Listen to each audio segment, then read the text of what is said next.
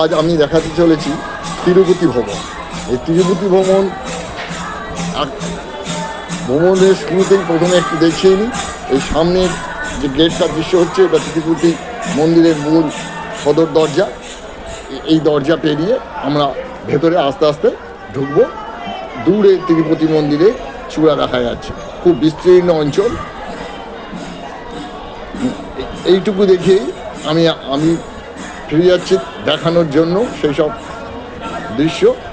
এইগুলো দেখিয়েই আমি কিভাবে এই তিরুপতি মন্দিরে এসেছি এই সম্পূর্ণ জিনিসটা আপনাদের খুব ভালো করে দেখাবো। এখন আমরা একটু এগিয়েই সামনে রেলিং দেওয়া এই যে বিস্তীর্ণ অঞ্চল, এই অঞ্চল পেরিয়ে আস্তে আস্তে আমরা তিরুপতি মন্দিরের দিকে এগিয়ে যাবো। আমি তিরুপতি দর্শন করব। এই তিরুপতিতে আমরা পায়ে হেঁটে আলপিরি থেকে এখানে অর্থাৎ তিরুমালাতে আমরা এসে পৌঁছেছি। কিভাবে আসতে হবে তার সম্পূর্ণ ডিটেলস আমি ভিডিওতে আপনাদের দেখাবো। এই তিরুপতি হচ্ছেন বিষ্ণু বালাজি, স্বয়ং বিষ্ণু এখানেও অধিষ্ঠান করে। আর এখানকার চলতি ভাষা হচ্ছে ভেঙ্কটেশ্বরী। এই তিরু শব্দের অর্থ হচ্ছে লক্ষ্মী। স্বয়ং মা লক্ষ্মী হচ্ছেন তিরু, আর তার পতি হচ্ছেন তিরুপতি। সেই হিসাবে এই অংশের নামকরণ হয়েছে। আমাদের প্রথম গন্তব্যস্থল হচ্ছে হাওড়া। এই আমরা প্রথমে হাওড়াতে এসে পৌঁছেছি। হাওড়া বেশ কিছুটা এগিয়ে যে ভেতরে টাইম টেবিল আছে, এখান দিয়ে পাস করে আমরা এগিয়ে যাচ্ছি এই যে ট্রেন ধরবো বলে। এই ট্রেনের কাছে এসে ট্রেনে চেপে বসবো বলে আমরা ট্রেনের দিকে এগোচ্ছি। এই ট্রেনে চেপে বসলাম। এবার এই ট্রেনে বসে এই ট্রেন সম্বন্ধে এই ট্রেনে দিয়ে যে দৃশ্য আপনাদের যেটা দেখছি, জানলা দিয়ে দেখছি, সেটা দেখাচ্ছি। এবং এই সম্বন্ধে এই ট্রেন সম্বন্ধে কিছুটা বলে নিই। এই ট্রেন হচ্ছে SMVT ব্যাঙ্গালোর। এই ট্রেন আমাদের রাত্রির 10:45 ছাড়ার কথা। প্রায় ডট টাইমেই আমাদের ট্রেন ছেড়েছে। ট্রেন আস্তে আস্তে আস্তে এগিয়ে চলেছে। আমাদের মূল লক্ষ্য হচ্ছে তিরুপতি ভেঙ্কটেশ্বরী মন্দির, অর্থাৎ বিষ্ণু বালাজিকে আমরা দর্শন করতে যাচ্ছি। হ্যাঁ, ভগবানের কে স্মরণ করতে করতে আমরা এগিয়ে চলেছি। এই ট্রেনের যাত্রা আমরা শুরু করেছি বেশ নতুন আনন্দ, নতুন উৎসাহে। নানা রকম এই চারিপাশের দৃশ্য দেখতে দেখতে আমরা এগিয়ে চলেছি। এখন বেশ অনেকটা পথ এগাতে হবে। এই ট্রেনের সৌন্দর্য যেমন আশেপাশে দেখছি, দেখতে দেখতে একটু আলোচনা করে নিই। এই ট্রেনে আসতে হলে, ট্রেনের টিকিট কাটতে হলে এখন 60 দিন আগে থেকে ট্রেনের টিকিট দেওয়া শুরু হয়।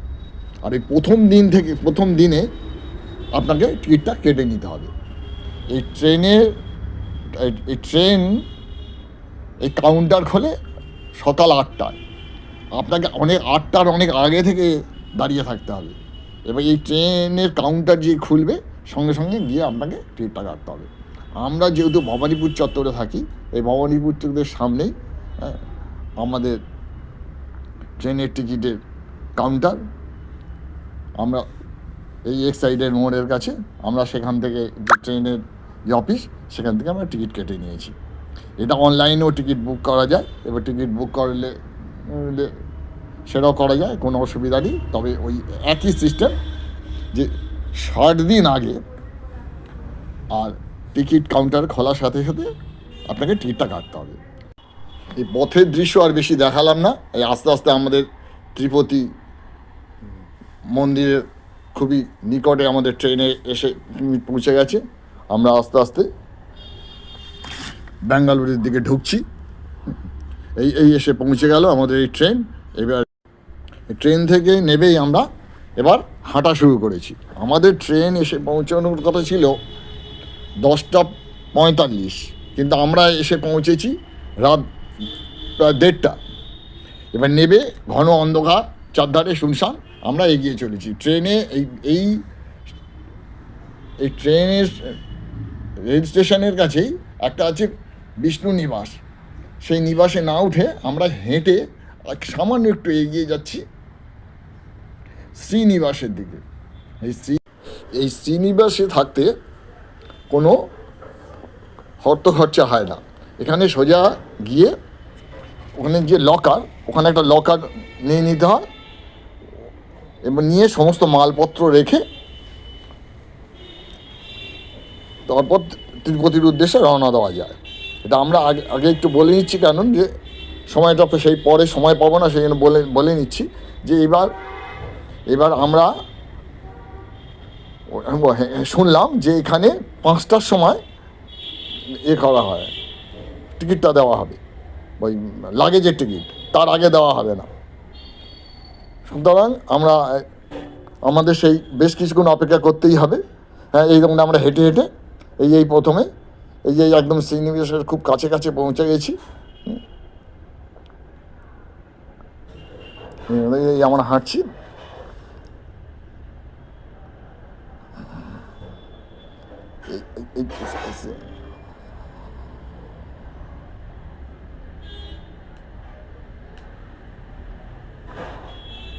শীতকাল, রাতের বেলায় বেশ ঠান্ডাও আছে। অন্ধকারের মধ্যে আমরা এগোচ্ছি। এই যে আস্তে আস্তে যেমন শ্রীনিবাসে এসে পৌঁছে গেছে। এবার আমরা শ্রীনিবাসের ভেতরে ঢুকবো। এবার শ্রীনিবাসে ঢুকে আমরা বেশিক্ষণ থাকিনি।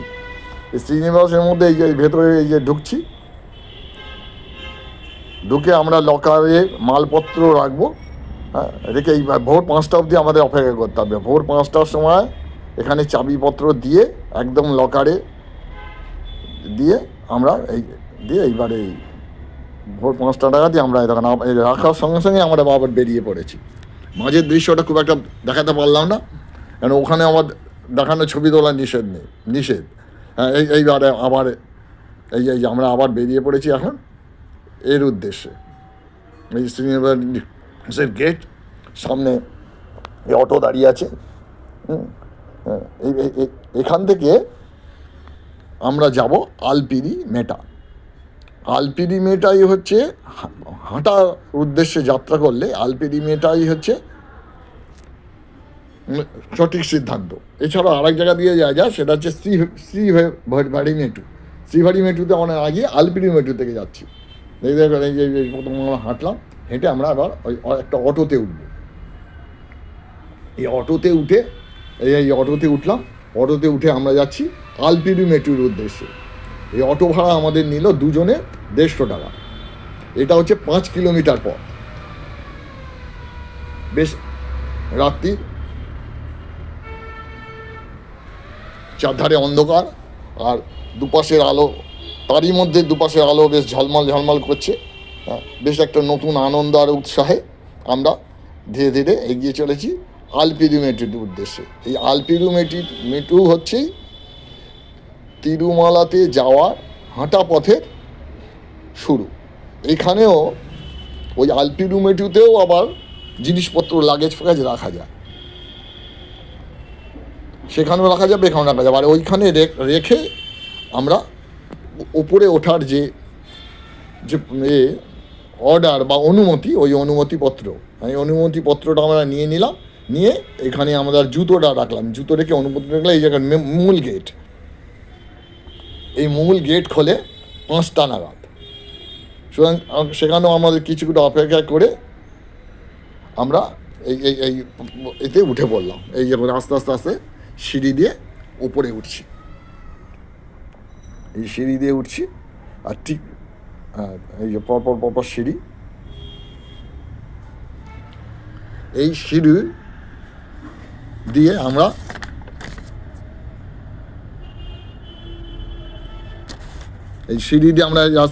আস্তে উঠছি।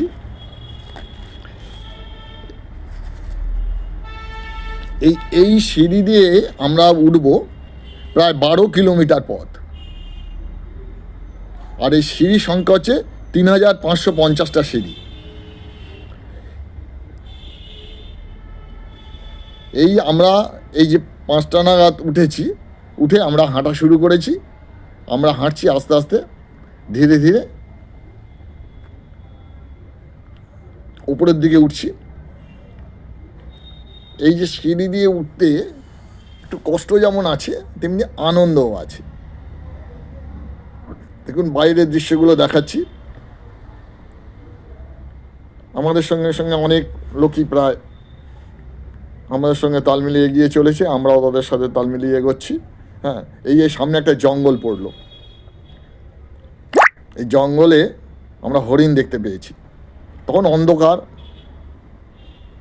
তখন ভালো করে আলো ফোটেনি। দুটো একটা হরিণ আশেপাশে দেখলাম এগিয়ে আসছে।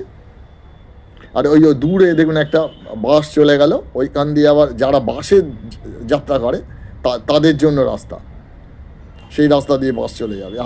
আর এইখানে হচ্ছে এটা একটা ঘন জঙ্গল। এই জঙ্গলটা বেশ ভালো লেগেছে। এখানে অনেক হরিণ আর অন্যান্য সব টুকটাক পাখি জন্তু দেখা যাচ্ছে। সেই জন্য আমরা এখানটা কিছুক্ষণ একটু স্টে করলাম, করে আমরা আবার এগিয়ে চলেছি ওপরের দিকে। এখানে মোট 7টা পাহাড় টপকে আমাদের যেতে হবে।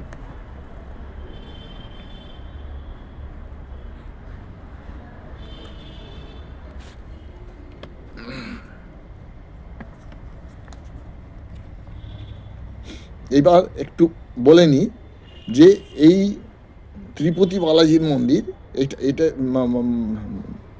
তিরুপতি বালাজি এটা হচ্ছেন বিশ্বের সর্বোচ্চ ধনী দেবতা। ওনার এই জমিটা শ্রী বরাহ স্বামীর ছিল। এটা ওনাকে দান হিসাবে দিয়েছিলেন এবং সেই জমি বিস্তীর্ণ অঞ্চল, সেই অঞ্চলটা উনি নিজের বাসভূমি হিসাবে তৈরি করেছিলেন। আর এটা তৈরি করে দিয়েছিলেন রাজা শ্রীকৃষ্ণদেব রায়। পথের মাঝে এরকম আকর্ষণীয় ছোট ছোট মূর্তি দেখা যায়, সবই দৈব মূর্তি। এটা আমাদের ঠিক জানা নেই কি মূর্তি, কিন্তু সবই ওই বিষ্ণু দেবতাকে ঘিরে এরকম সুন্দর একটা মূর্তি। এটি হচ্ছে বজরঙ্গী দেবতার মূর্তি। এইবার আবার এই সরু একটা গম্বুজের মতন গুহার মতো ভেতর দিয়ে ঢুকে আবার নতুন করে আবার দেখুন পথ শুরু হয়েছে। আমরা এই পথ ধরে আবার এগিয়ে যাচ্ছি। অনেকটা সময় হলো আমরা এগিয়ে চলেছি। আমরা এগিয়ে যাচ্ছি। আমরা প্রায় 3200 ফুট উঁচু আমাদের উঠতে হবে। এই মোটামুটি আমরা একদম মন্দিরের খুবই কাছাকাছি, মানে হ্যাঁ এগিয়ে এসেছি। এই সিঁড়ি আমাদের প্রায় সমাপ্ত হতে চলেছে। এই যে এই অঞ্চলে এখানে একটা প্রদীপ প্রজ্বলন হচ্ছে। এখানে নমস্কার করে, হ্যাঁ এটা পুরো সম্পূর্ণ নয়, এটা প্রায় একটা বড় পাহাড়ের অংশ শেষ হয়ে আবার আমরা নতুন পাহাড়ের দিকে আবার এগিয়ে যাচ্ছি। এই যে পাহাড়টায়, এটা হচ্ছে টানা রাস্তা, অনেকটা রাস্তা টানা। এই রাস্তাটা অনেকটা দুর্গম। একদিকে বড় পাহাড়, আর একদিকে একদম ঢালু। এত ঢালু, গভীর বলে ওই জন্য রেলিং দেওয়া আছে। ওখানে দূরে পাহাড়গুলো দেখা যাচ্ছে, আর এই সাইডে দেখুন বড় খাড়া পাহাড়।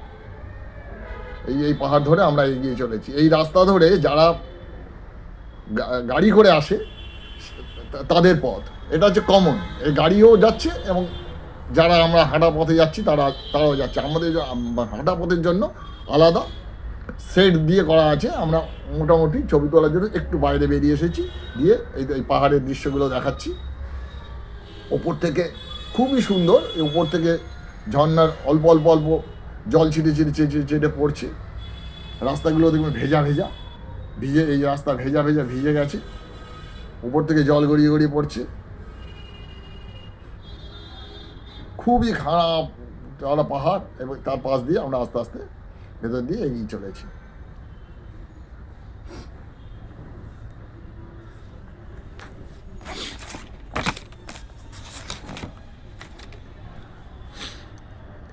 এই ট্যুরিস্টের গাড়িগুলো এগোচ্ছে, দেখুন ট্যুরিস্টের বিভিন্ন গাড়ি তারা এগোচ্ছে। এছাড়াও এখানকার সরকারি বাসও আছে। এখানে এই প্রাইভেট গাড়িগুলো ভাড়া করলে, প্রাইভেট গাড়িও আপনারা ভাড়া করে আসতে পারেন, কিন্তু এদের চার্জ অনেক বেশি। মোটামুটি দরদাম করে নিতে হবে, এখানে অনেকটাই চার্জ। আর যদি সরকারি গাড়ি আসে তাহলে আপনাকে আর এত কিছু ভাবার দরকার নেই। এখানে সম্পূর্ণ 90 টাকা দিলেই আপনার ওই ওপরে যাওয়ার টিকিট পাবেন। আবার ঠিক যেমনভাবে লাইন গাড়ি আসে সেমন আবার 90 টাকা ভাড়া দিয়ে আপনি আবার নিচে নেমে আসবেন। সেখানে খুবই হেডেক কম। এই সরকারি গাড়িটা চলে গেল, এটা হচ্ছে 90 টাকা ভাড়া। যাই হোক, আমরা হেঁটে চলেছি। আমাদের হাঁটতে খুবই ভালো লাগছে। এতটা পথ এগিয়ে এসে ক্লান্তি একটু লাগছে ঠিকই, কিন্তু মনের আনন্দে সমস্ত ক্লান্তি ঢেকে গেছে। এত ভালো লাগছে, মনের যে কী আনন্দ সে আর মানে বলে বোঝানো যাচ্ছে না। মনের যে অভিব্যক্তি সেটা যে কীভাবে প্রকাশ করব সেটা আমি ঠিক এই মুহূর্তে প্রকাশ করতে পারছি না আর কি। এত সুন্দর, এত দৃশ্য, কী অপূর্ব দৃশ্য। দেখুন দূরে পাহাড়গুলো তখনও কুয়াশাচ্ছন্ন। এই জায়গাটা একদম ফাঁকা, দেখুন এখানে রেলিংটা নেই, খুবই গভীর। এই দেখুন এগিয়ে চলেছি, হালকা হালকা ঠান্ডা লাগছে। শীতকাল হলে কী হবে, যেমন ঠান্ডা হওয়ার কথা আমরা যেমন ভেবেছিলাম ততটা ঠান্ডা নেই, যার জন্য এমনি সময় হয়তো সোয়েটার পরতে হবে, কিন্তু এই হাঁটছি তো হাঁটার কষ্ট আছে, তার জন্য এই সোয়েটার আর পরতে হয়নি, শুধু জামা পরেই আমরা এগিয়ে চলেছি। এবার দূরতে কিছুটা গিয়ে আর একটা গেট দেখা যাচ্ছে, দেখুন দূরে আর একটা গেট। এই গেট পেরিয়ে আবার নতুন করে সিঁড়ি শুরু হবে। এই দেখুন দূরে একটা গেট, এটাও ঠিক তিরুপতি মন্দিরের যে ধাঁচ সেইভাবে এইটা গঠন করা হয়েছে। ওই দেখুন দূরে দেখতে পাচ্ছেন, ওই যে দূরে, এই খুবই সুন্দর। এই গেটটাও খুব সুন্দর। ওই যে আমরা আস্তে আস্তে এই যে গেটের দিকে এগিয়ে যাচ্ছি, আস্তে আস্তে এগোচ্ছি।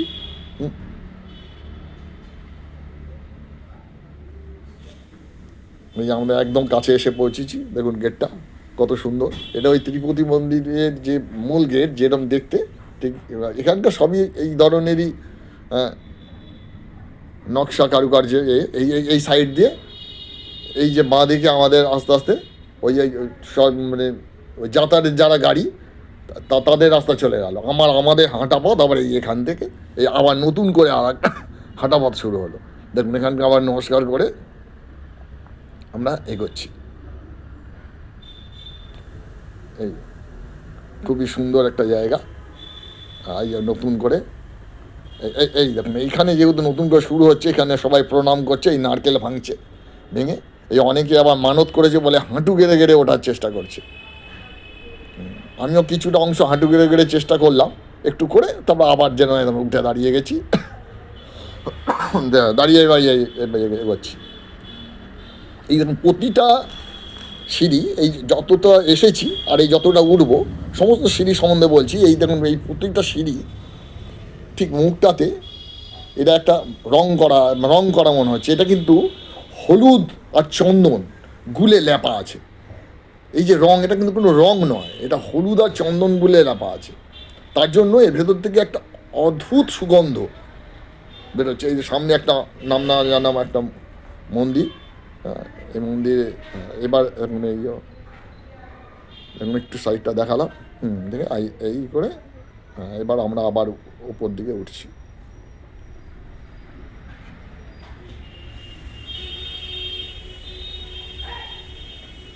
এখানে যত মূর্তি দেখবেন, এই যত মন্দির সবই বিষ্ণুর মন্দির।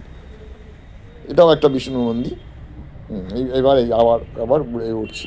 আর এই প্রতিটা সিঁড়ির এই নিচের কার্নিশে তার সঙ্গে হলুদ চন্দনের সঙ্গে সঙ্গে একটা অদ্ভুত সুন্দর নানা রকম জিনিস দিয়ে এখানে করা আছে। তিলক মতন কাটা আছে, দেখুন সরু মতন তিলক মতন কাটা আছে। এইটা টপকে আমরা আস্তে আস্তে আস্তে যাচ্ছি। এই যেতে যেতে মাঝখানে এই পথের ধারে কিছু কিছু খাবার পাওয়া যাচ্ছে, নানা রকম খাবার পাওয়া যাচ্ছে, অনেকটা দূর দূর দূর মাঝে মাঝে একটু একটু করে খাবার পাওয়া যাচ্ছে। একটা ছোটো ছোটো ঘর বা কাউন্টার রেখেছে, সেখানে কি যাই, তখন এখানে আবার এই যে বিষ্ণু দেবের একটা মূর্তি, বিষ্ণু মূর্তি, সামনে এই দুশোরের গভীর জঙ্গল, আর এই সিঁড়িটার ওপরটা কভার করা আছে যাতে বর্ষা হলেও যাতে বৃষ্টি বৃষ্টি না লাগে, সেইভাবে এই পুরো সিঁড়িটাই ওইভাবে করা আছে। আমরা এই এগোচ্ছি, এবার আমরা মোটামুটি এসে পৌঁছে গেছি। এটা আমরা একটা খাবারের দোকানে এসে পৌঁছেছি, খাবারের দোকানে বসেছি। এবার আমরা এতটা পথ এসেছি বলে একটু কিছু খাবার আমরা খেয়ে নেওয়ার জন্য এখানে বসেছি। হ্যাঁ, আমার যিনি সহকর্মী তিনি সে একটা ধোসা নিয়েছে, আমিও একটা ধোসা নিয়ে বসে খাওয়া শুরু করেছি। কিছুটা খেয়ে একটু বিশ্রাম, তখন আমি একটা ধোসা নিয়ে নিলাম। হ্যাঁ, এবার ধোসাটা নিয়ে আমি খাওয়া শুরু করেছি। এবার এই খেয়ে দিয়ে আমরা আস্তে আস্তে বিষ্ণুদেবকে দর্শনের জন্য এগিয়ে যাব। এই খাবারটা আমাদের পড়লো 100 টাকা। এটা খেয়ে দিয়ে আবার এই রওনা দিলাম, এই হাঁটা শুরু করেছি।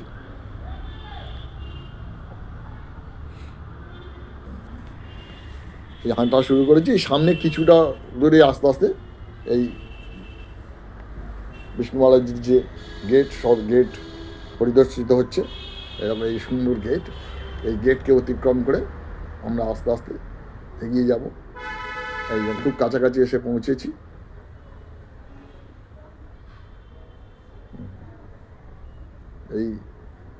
এইখানে হ্যাঁ, এইরকম এগিয়ে পৌঁছেছি। এই বিস্তীর্ণ অঞ্চল, আস্তে আস্তে একটা মনের মধ্যে একটা বিশাল আনন্দে উৎফুল্ল হয়ে উঠছে। একটা অচেনা জায়গা নতুন করে এই যে আস্তে আস্তে আস্তে আস্তে দেখছি, এই যে দেখার যে অনুভূতি, সে এক বিশাল অনুভূতি। এই যখন এগিয়ে চলেছি, এই একটু এগোনোর পর একটু কতগুলো সিঁড়ি আছে, সিঁড়ি দিয়ে টপকে সিঁড়ি দিয়ে টপকে একটু করে নামছি, নেমে সম্মুখ দিকে এগিয়ে চলেছি। চারধারে ভিড় সামলানোর জন্য এইভাবে রেলিং দিয়ে দিয়ে দিয়ে সমস্ত এলাকাটা এইভাবে আটকানো আছে। কিছুটা তখন এগোচ্ছি, এর উপর একটা চাঁতলা বিশ্রামাগার আছে। এই বাঁ দিকে এই বরাহ স্বামীর মূর্তি, এই ভগবান বরাহ স্বামী, ইনি হচ্ছেন এই ভেঙ্কটেশ্বর স্বামীর খুবই নিকট ব্যক্তি ছিলেন। এই বরাহ স্বামী, এই টোটাল জমিটাই বরাহ স্বামী ছিলেন। ইনি হচ্ছেন এই ভেঙ্কটেশ্বর স্বামীকে এই সম্পূর্ণ জমিটা দান করেছিলেন। আর এই অঞ্চল আগে এতটা সুন্দর ছিল না, আস্তে আস্তে উন্নতি হচ্ছে বিভিন্নভাবে। আর এই যে মন্দিরটা, ত্রিপতি দেবের এই যে মন্দিরটা তৈরি করেছিলেন রাজাশ্রী কৃষ্ণদেব রায়। কৃষ্ণদেব রায় এই মন্দিরটা তৈরি করেছিলেন। এই দেখুন, এইটা সমস্ত মন্দির চত্বর, এটা বিশাল চত্বর। মানে এই দেখুন, আস্তে আস্তে আস্তে আমরা কতটা পথ হেঁটে এলাম। এই হাঁটার পর এই আস্তে আস্তে মন্দিরের এই প্রাচীর পরিদর্শিত হচ্ছে। দেখুন, এই যে মন্দিরের প্রাচীর, এই একটু ভেতরের লোক দেখা যাচ্ছে না, এরা সব দর্শনার্থী। এসব ছোট্ট খাঁচার মতন করে, লম্বা বিশাল সরু খাঁচার মতো করে দিয়েছে। এবার এই এখানে লোকরা ঢুকবে, এই ঢুকে এই পেরোতে থাকবে, আমরা এখন মূল যেখান থেকে মানুষগুলো ঢুকেছে সেই প্রবেশ দ্বারটা দেখার জন্য আমরা তার দিকে এগিয়ে যাচ্ছি। দেখুন, এই সবই হচ্ছে মন্দির চত্বরের চারিধার। একটু এই চারিধারটা আমরা আগে একটু ঘুরে নেবো, নিয়ে তারপর এই যে পথটা, ওই পথের মধ্যে আমরা প্রবেশ করবো। দেখেছেন, এই সরু রাস্তা, এখানে এই লোকে করবে। আমরা একটু অন্য দিকে ঘোরবার জন্য আমরা অন্য দিকে এগিয়ে যাচ্ছি।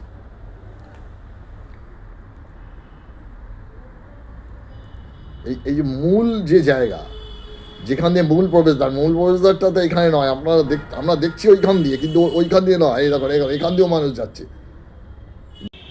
এই সামনেই প্রবেশদ্বার, এই প্রবেশদ্বার দিয়ে আমরা ঢুকে পড়বো, এক্ষুনি ঢুকে পড়বো। এবার এই ঢুকে পড়ার আগে আমাদের ক্যামেরা সব রেখে এখানে প্রবেশ করতে হবে। সেই নয় একটু বলে নিচ্ছি, এই ক্যামেরা আর যে সামান্য জিনিসপত্র নিয়ে এসেছি সেটা দিয়ে আমরা ভেতরে ঢুকবো। এবারে ভেতরে ঢোকার পর বিন্দু মাত্র আর ছবি তোলা যাবে না, কোনো রকম ছবি তোলার এখানে নেই। চারধারে পাহারা গার্ড, সাংঘাতিক সব সেবাকর্মীরা তারা নজরদারি চালাচ্ছে। এই আমরা এই কিছুটা ঘুরলাম, এই ঘুরে আমরা এতে ঢুকবো। এবার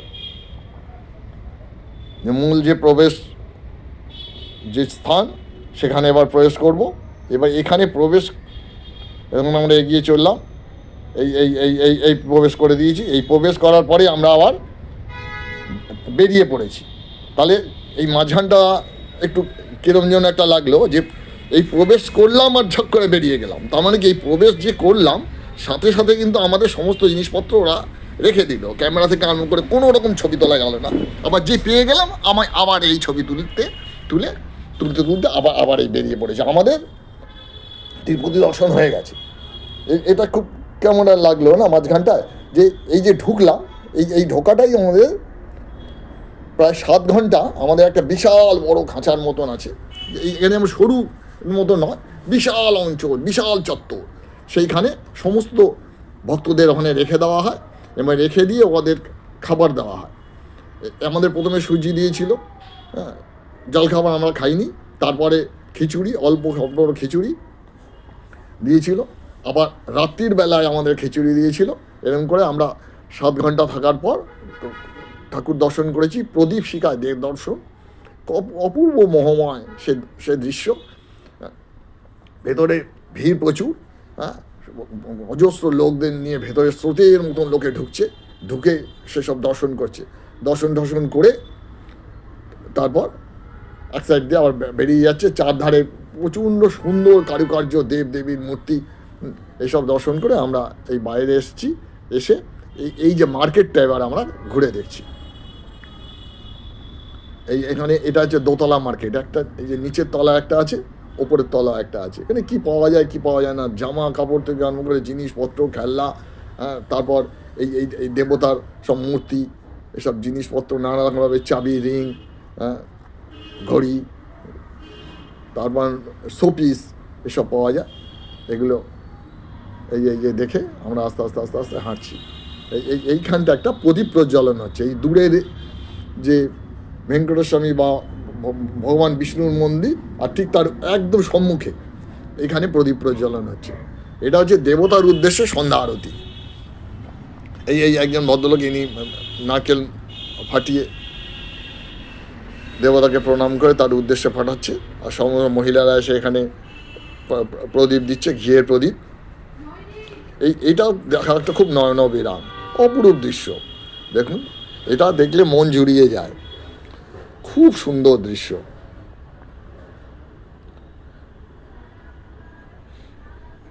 এখানে যারাই আসেন তারা এই প্রদীপ প্রজ্বলন করবেনই আর কি। এই দেবতাকে দর্শন করার পরেই প্রদীপ প্রজ্বলন। এই রাতের এই সুন্দর মোহময় এই মন্দিরের একটা ছবি তুলেছি আমি, সেটা আমি আপনাদের দেখাচ্ছি। এই বিভিন্নভাবে তার রং বদলাচ্ছে। এই করতে করতে আমরা আস্তে আস্তে আমি এই দেখুন এই দেখালাম, এই খুব অপরূপ সুন্দর দৃশ্য এই দেখাচ্ছি। এইবার এই রাতের এই সুন্দর দৃশ্য আপনারা উপভোগ করুন। এটা হচ্ছে বাইরের যে গেটটা, সে গেটের ছবিটা, এই গেটের ছবি। এইভাবে আমি আমার আস্তে আস্তে ভিডিওটা শেষ করে দিচ্ছি। এই দেখুন এই গেটটা, এই গেট দিয়েই আমরা আবার বেরিয়ে পড়েছি বাইরে। এই দেখুন এইবারে আলোময় গেট,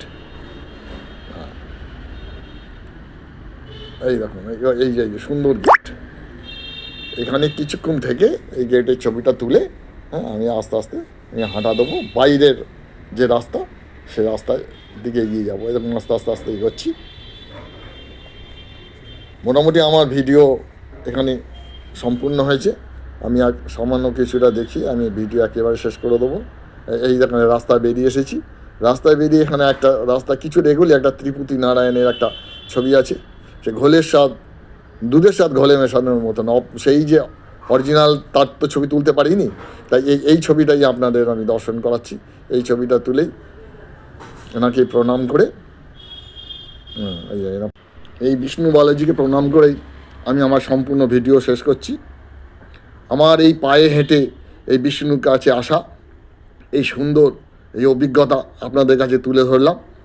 এটা কষ্ট হলেও মনোরম। আপনারা আসবেন, এসে পারলে হেঁটেও আসতে আসবেন।